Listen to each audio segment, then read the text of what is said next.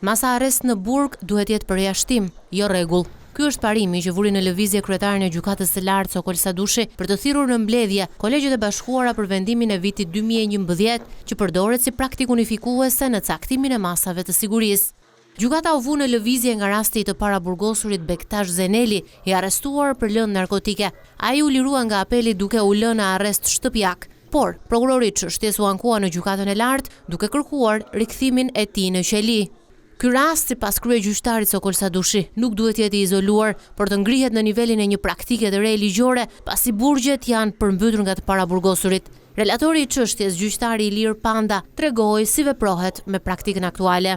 Si në rastin kur masa e sigurimit caktohet për herë të parë, ashtu edhe kur shqyrtohet zëvendësimi i masës ekzistuese, gjykata nuk ka detyrimin që të analizojë përse llojet e tjera të masave të sigurimit nuk janë të përshtatshme. Mjafton të argumentojë se masa e caktuar prej saj, në rastin konkret ndaj të gjykuarit, është masa e përshtatshme. Panda thotë se do duhet që masat e arrestit të caktohen në përputhje me konventat europiane, ndaj gjykata duhet të arsyetojnë çdo vendim kur ka vend për masë më të lehtë sigurie. Rezulton se disa formulime në pjesën arsyetuese të vendimit unifikues nr. 7/2010 janë të diskutueshme për sa i përket pajtueshmërisë me standardin aktual.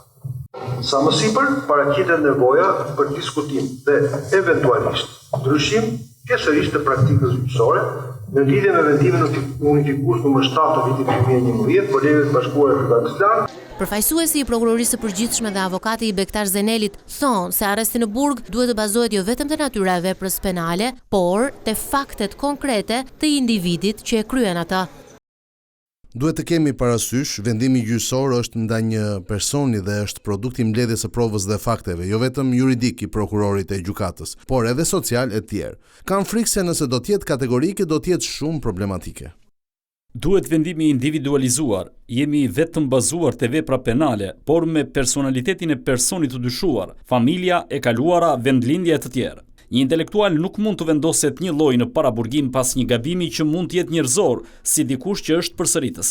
Duhen dy parime të zbatohen. Parimi i prezumimit të pafajësisë dhe që i pandehuri nuk është i detyruar të paraqesë prova për pafajësinë e tij.